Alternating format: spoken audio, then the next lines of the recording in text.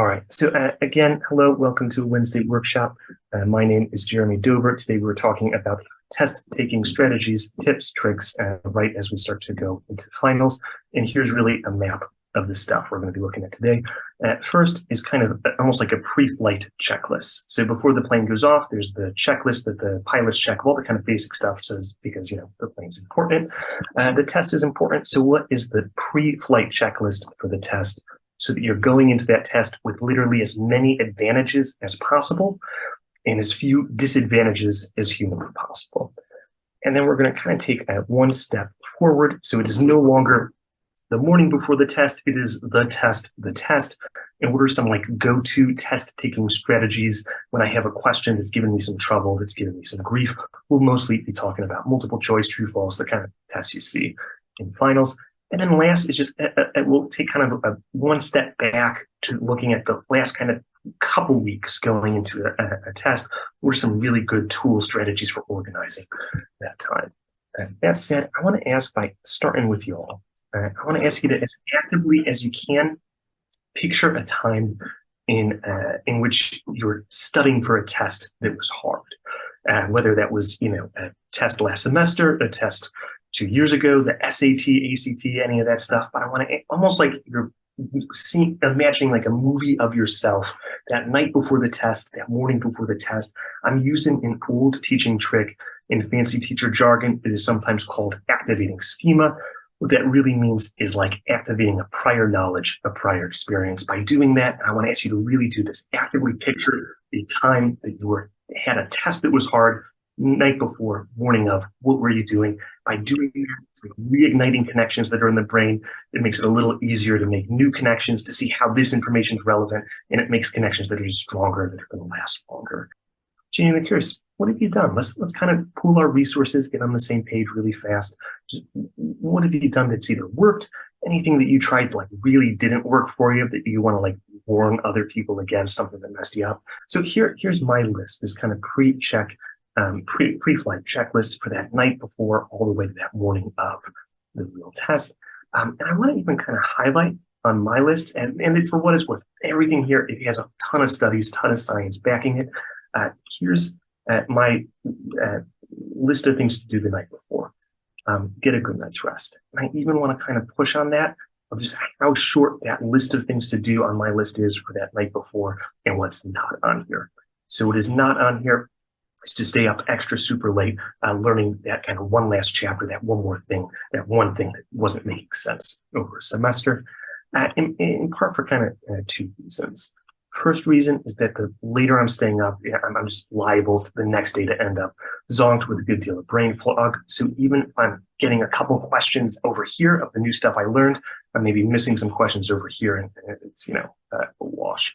The bigger reason, and the kind of theme you'll see throughout this list, is this. So I know I did this, and it messed me up when I was in college, where the night before, or even worse, the morning of, it was almost like I would get anxious, and I'd be like, you know what? That one chapter, I just don't feel comfortable with it. And I learn that new chapter. Or I think, there's that one thing. I never feel like I really fully understood it. I'm going to learn that one thing. And I would put all that new stuff in my head the night before, or even worse, the morning of. And then when the test came, it was the weirdest thing. I could remember all that stuff I had just learned, but I could not remember stuff that I knew that I knew was somewhere in my memory. It was like it was gone. Here's the reason why that can happen. All of our short-term memories have actually this kind of limited capacity, and you can fill it up. And so what I was doing there is I was filling up my short-term memory with all this new stuff, and making it almost harder for me to kind of dive back down and get stuff from my longer-term memory, because my short-term memory was just full. And so the big thing you'll see throughout this list is from that night before all the way to that morning of the test, all the way to those moments before the test, we're trying to keep that short-term memory as empty as humanly possible, treating it with kind of a respect, a reverence, almost like it's this kind of sacred space that I'm trying to keep empty, spacious, and, quiet. The second big thing, let me take a step back. A lot of students, they really swear by, I have to study that night before. Even I have to look at the material the morning of.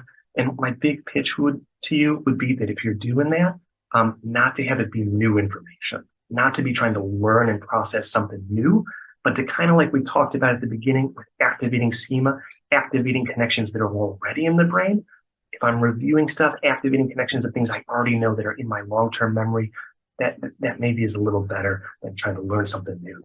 And here's the second big theme on this list, which is to eat breakfast. And the bigger theme here, and this is the thing that if you take a class in how to take a test, like how to take the GRE, the SAT, or whatever, this is the thing that they hammer home over and over again, which is as much as possible from the night before to the morning of to the test.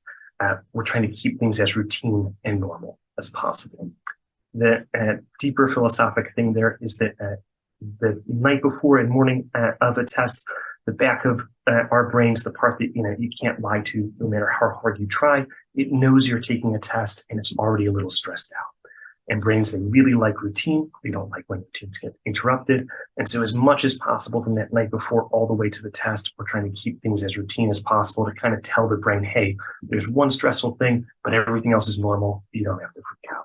And so what that can look like is whatever time I usually go to bed, that more or less should be the time I go to bed. Whatever time I wake up, that more or less should be the time I wake up. It's the wrong time if I usually skip breakfast to have like an experimental omelet.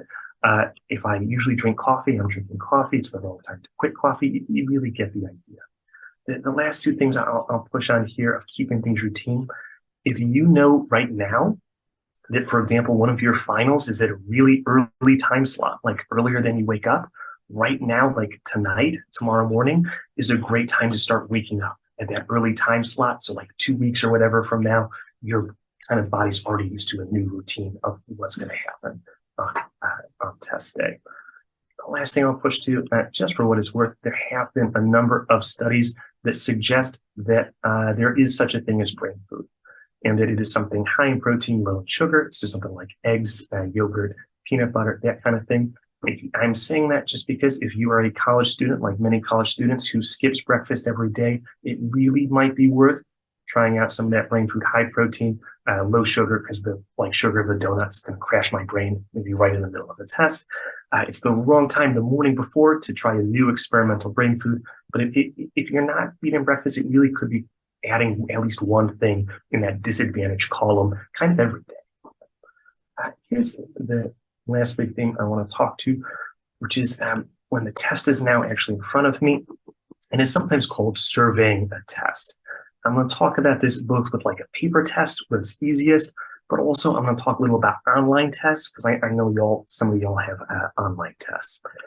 So here's the idea of it. As soon as I get the test, I just want to, as much as possible, have kind of a sense of what's going to happen in the test. My metaphor for this, it's kind of like when you put in an address into Google Maps to a place you've never been, you look right of oh, what roads am I going to get on? Are there any freeways? What's the general time that I'll be there by? Is there traffic? I've had a couple, I've sometimes asked, do you do this? And I had a few students that don't, and I do not know how you live. It would be so stressful to me to just have the Google Maps kind of yell in directions that are all a surprise. But this is kind of the same idea, that as much as possible, I want to know, where's this test going to go? How long is it? What stuff is generally on it? Is it all multiple choice? Are there some essay questions at the end to have that kind of map in the back of my brain so that I'm not having the directions of the test kind of yelling at me through a speakerphone and being a surprise, and I'm not having the test be something that I'm having to figure out. I'm getting to instead just focus on the content because I already know what the test is going to be. So the point here is really trying to push is the same kind of thing, that as much as possible, I want to know what the test is going to be, because if that in itself can be important, or it can be something that's distracting and taking away my ability to just focus on the content of the test. So that's all paper test. It's pretty easy. With online tests, don't do that. Don't click forward page by page. Even if it lets you, it'll just eat up too much time. With online tests, the two things I would tell you, one is that it is okay if you know you're taking an online test to ask some questions of kind of generally, again, what's this test going to look like? That can be a question to a course instructor that's like, hey, about how long is the test? How many questions or so? Is it cumulative? Does it include everything? Or is it more just these last few chapters? Some of that information even may be in the syllabus. The last thing I will push to with online tests is that online tests usually look a lot like the last online test that you took in that class. For those same online tests, something we can do, you can even use them. The past tests is kind of a map for future tests. So this is something we sometimes do with past tests, where I literally go back and I'm like, okay, what content did I keep missing? Or were there kinds of questions that I kept missing? Or was there stuff like from the textbook or the lab or the lecture? If you have access to past tests, you can do something kind of informally like this. If you don't have access to past tests, you can even kind of just think back. But just like we were talking about having a map for the test, you can use those past tests sometimes to create that better map of what the next test. But again, it's as much as possible, how can I have a sense of what's going to happen on this test before I get it? If you ever, after Aurora University, even are taking a test like the GRE that is at a different location, at a testing location, you want to even physically drive to it so that you know a literal map of what's going to happen, where you're going to go. You can kind of see maybe the big themes of this list is I'm keeping everything as routine as possible. I'm making it so that I know basically what's going to happen and what I'm going to do. And the only exceptions to those is I'm just trying to keep my short-term memory as empty and spacious, treating it with like a lot of respect, like it's this kind of sacred place. Last, just two really quick writing strategies. I'll probably talk a little more about this at the end, but you can always, if you are getting worried or anxious at any point along, whether it's the night before, 2 weeks before, to try even just writing down what are my worries, like literally, I am worried that blank, or I'm feeling anxious that blank. It is a way to make it so the sort of undefined, more like chaotic feelings now have a name or something smaller that I'm literally writing, and it gets a little easier to manage them. And last is this, last writing strategy. If you have, again, a paper test with scratch paper, if there's anything you're worried about forgetting, write it down on the scratch paper at the very beginning, whether it's like some formulas, some, basic facts, some dates. But if you have a scratch paper, now what you've done is you've alleviated that worry. I can't forget it because it's right here in front of me. And also I've cleared up a little more of that short-term memory space. All right, all that said, that is my list of the pre-flight checklist from the night before to the morning of. All right, one step forward. Now it is no longer the night before or morning of. It is the test. The worst test-taking strategies are the ones that are really complicated, like a card counting system. And those strategies are not good for two reasons. One is that the more complicated the test-taking strategy, the easier it is for something to go wrong. The second reason that they're not so good is that if it's a really complicated strategy, now I'm having to keep track of a lot of stuff in my brain, and I'm even eating away at some of that short-term memory space. Whereas the best test-taking strategies are actually really straightforward. They are kind of like survival strategies, whereas a quick 1, 2, 3, and if you practice them a couple times and don't, okay, I do this 1, 2, 3, then when like you're dumped in the wilderness, your brain goes, wait, I know what to do. It's straightforward, 1, 2, 3. That's basically exactly what we're going to do here with these test-taking strategies.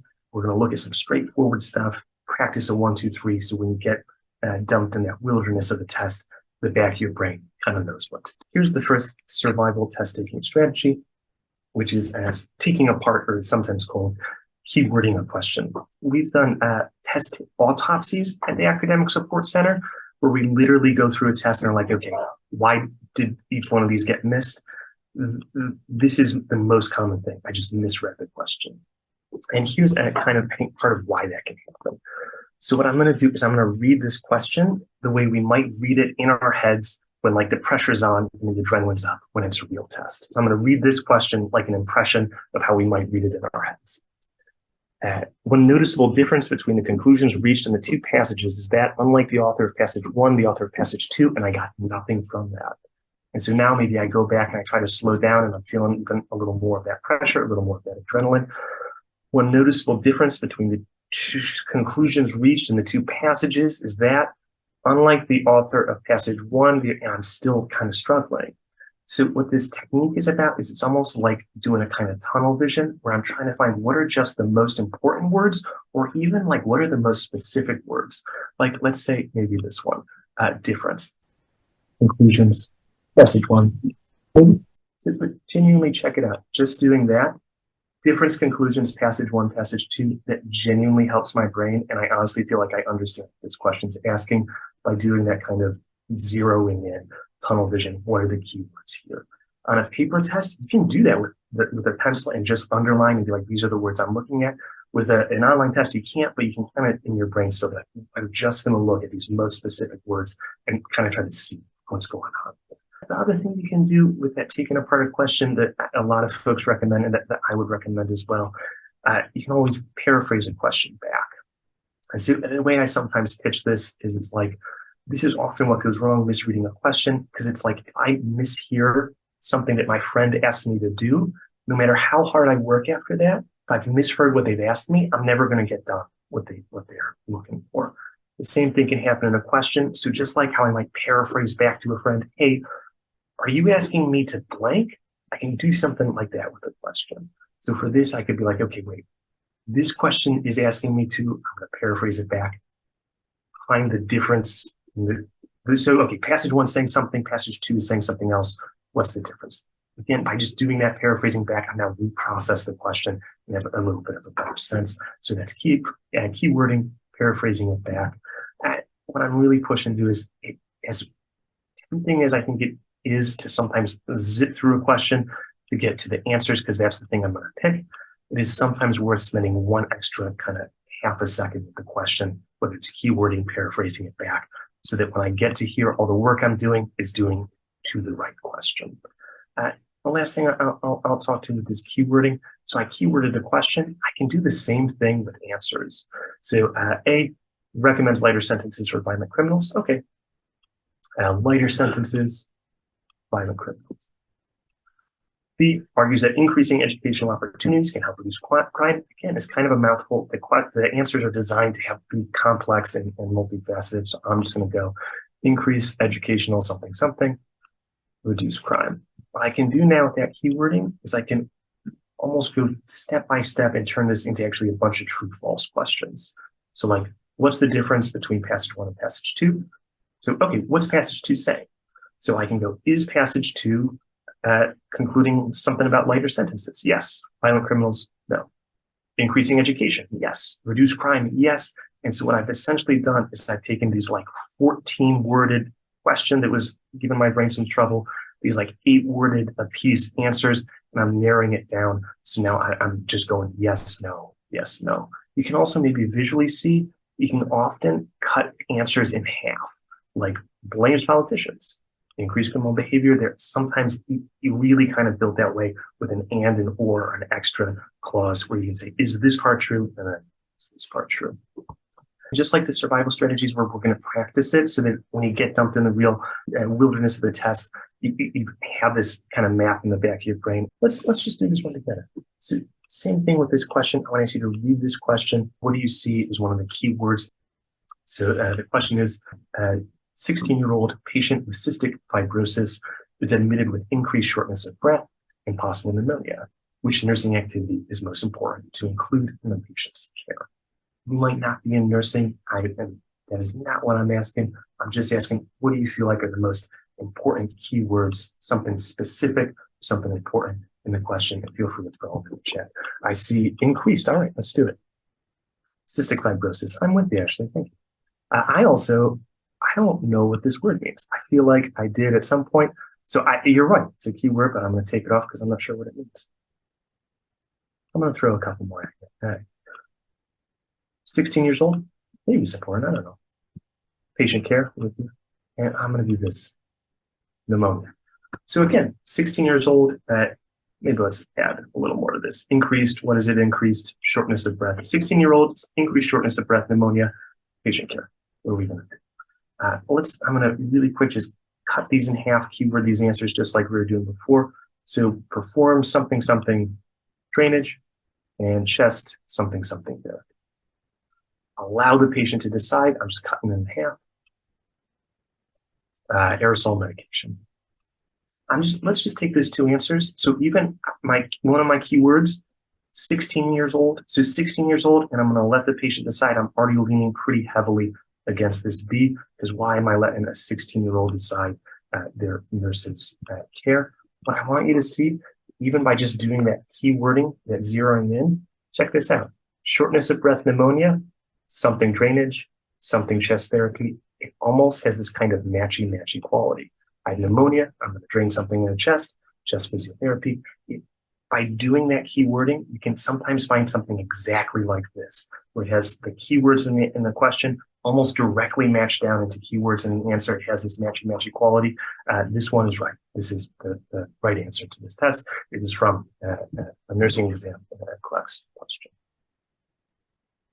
All right, so here's the next test taking strategy I got, and this is maybe one of the most impactful test taking strategies that I've seen working with folks. It sometimes takes me kind of a second to describe what it is and how it works. Here's the general idea. I know that when I sometimes would see these 4 answers, my brain would almost start like making excuses or explanations why each one of them could be true and then why each one of them can't be true. And I'm going back and forth and I'm like overthinking it, especially if I have like 2 questions that look kind of similar and then I'm going back and forth between. I imagine you've had this at some point happen to you where you're down between 2 and it's like, what do I do? Flip a coin. This is a really great strategy, what we're going to look at for if I'm down between 2 or even if I'm really stuck between 4. And the idea is this. Instead of going back and forth, I'm going to assume that each answer is true and then picture what that scenario looks like, actively picture what that scenario looks like where each one of these is true for just a quick second. And by doing that, it almost kind of makes the differences between the answers a little bigger and sometimes makes it so I'm really more towards one versus the other. One of my favorite philosophers, he has this thing he said, his name was Elaine. He said, a lot of times as humans, we're afraid of finishing our own thoughts. And the idea of this is kind of that, to finish the thought and instead of getting stuck wondering, could it be true, could it not be, to say, okay, this is true. What does that actually look like then? And as I play out the scenarios, the differences start to grow. So I'm just going to do these first kind of CBA to walk through what that can look like to make that a little more concrete, a little less abstract. So the question, this was from a social work final, which is maybe important. So the key to systemic desensitization. So I'm trying to make someone less sensitive, desensitize them to something. I'm in social work, I'm maybe a therapist type. So I'm going to imagine that the way I'm going to do that, I'm going to make my patient less sensitive by rapidly producing them, rapidly progressing them through the fear hierarchy. And the more I picture that, I'm going really fast, I'm doing stuff in kind of a chaotic way, and I'm thinking, why am I doing this?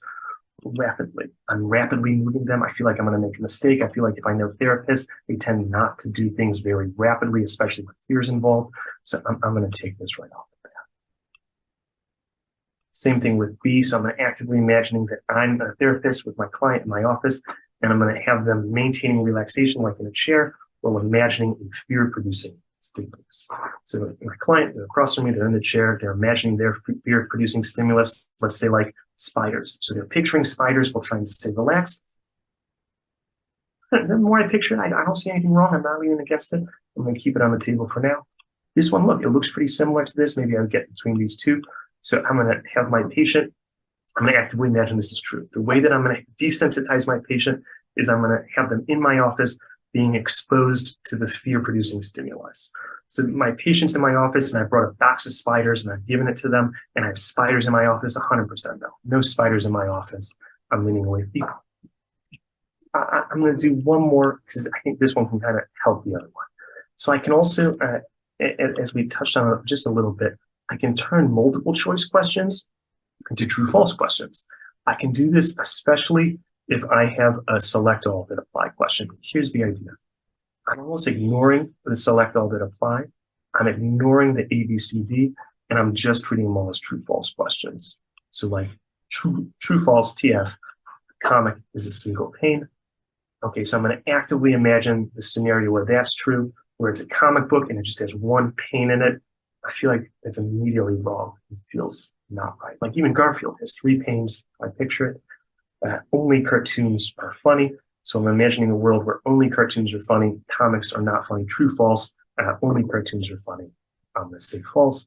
Those are really the big test-taking strategies that I've seen, the survival test-taking strategies that make the biggest impact on scores over and over again. Again, it's keywording a question, keywording answers, and then being able to do that. I'm playing out the scenario. I'm actively imagining this is true. What does it look like? Especially if I'm between 2, and then turning stuff that's into true, false questions. All of them are kind of designed to make it so that instead of wrestling with all of this information at once as one chunk, I'm breaking it down into these smaller things that my brain can more easily wrestle with. Here's the last test taking strategies. So at first, absolute determiners, all of these words, all, always, every, must, never, none, only, they are absolute determiners and they are usually wrong on a test. They're not always wrong, but they often are not the right answer, really for two reasons. One, all these words, they reduce the amount of wiggle room in which an answer could be true. So if I say it is never a part of the Krebs cycle, which I'm pretty sure is a real thing, it is never a part of the Krebs cycle, then it has to be true that it literally never is for that answer to be right. All these words, they are qualifiers, they're the opposite. All these words, they create more wiggle room. So if it is often the case that something happens, I know this is a green flag word because it's creating more wiggle room, more ways in which it could be true. The other reason, just for what it's worth, that these words are often they are red flag words, they're often not right, is sometimes when like the people who are writing test questions, when it's 9 o'clock and they really need to get one more answer on the table, they use one of these words to put something on that looks like it could be true, but isn't, because it just doesn't have the wiggle room as soon as you put that never, only, not, mostly, only.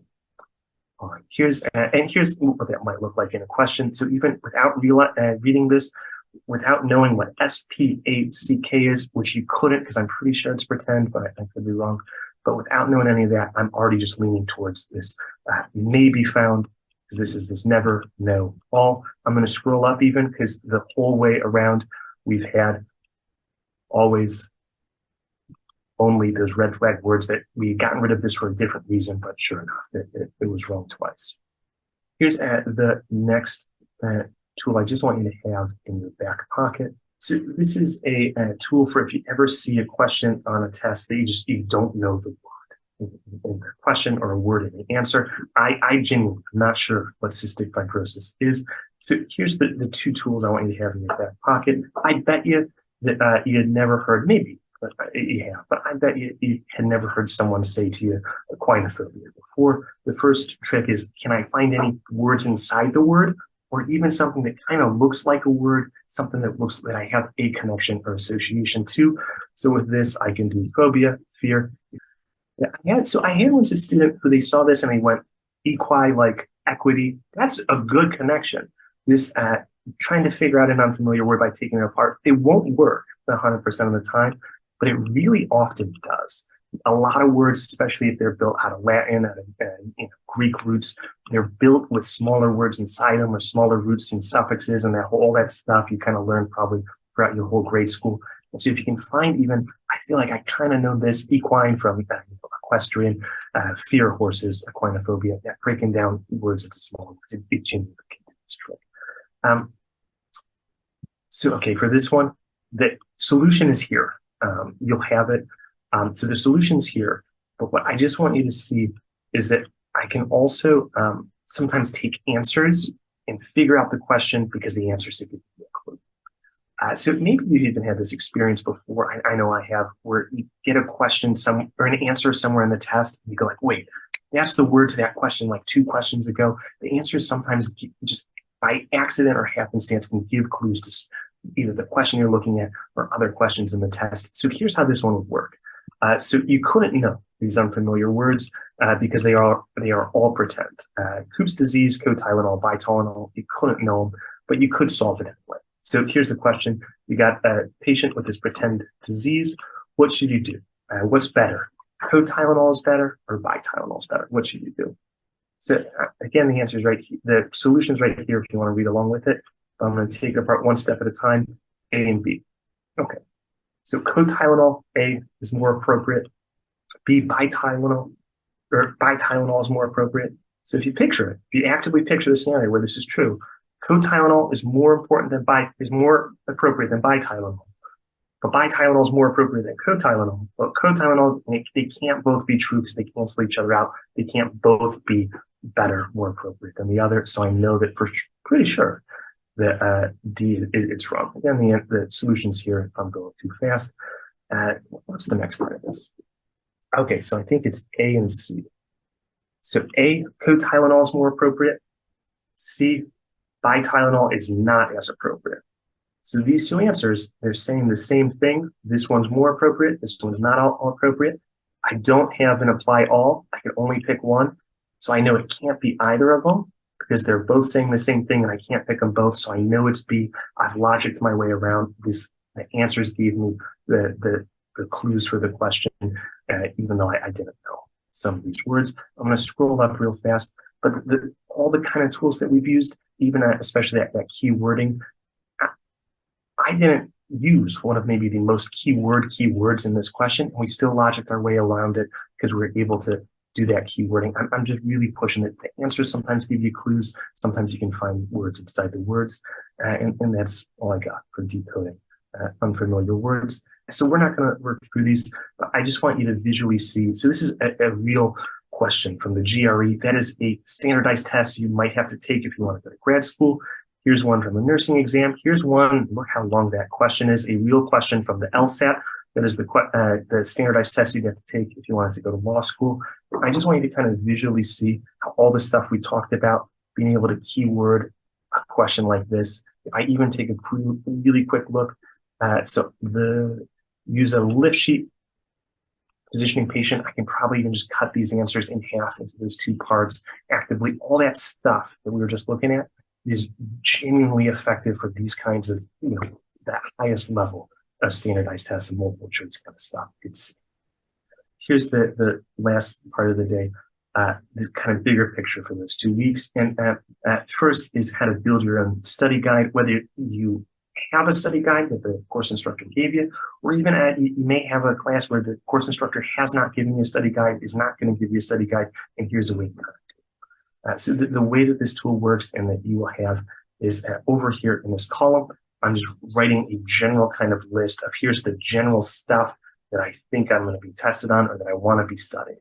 This could be like key terms, headings from the textbook, the big bolded stuff from the PowerPoint, from my notes, but the concepts, the dates, whatever. But it's just here's the big stuff that I think it might be tested on that I want to be studying in as many words or as few as I like. The real trick of this tool, the real kind of magic trick of it, is the next part below, which is a bunch of fill in the blank questions that go up this ladder of more fully and really knowing something. So for example, and this is like my level of science, if my things I might be tested on is like mitochondria, I can walk it up these fill in the blank questions and start quizzing myself on that concept. What is the mitochondria? Powerhouse of the cell, I'm pretty sure. If that's not right, feel free to correct me in the comments. How would you classify the mitochondria? What would happen if a mitochondria was injured or damaged? This fill in the blank list goes up 6 different levels of more fully knowing something.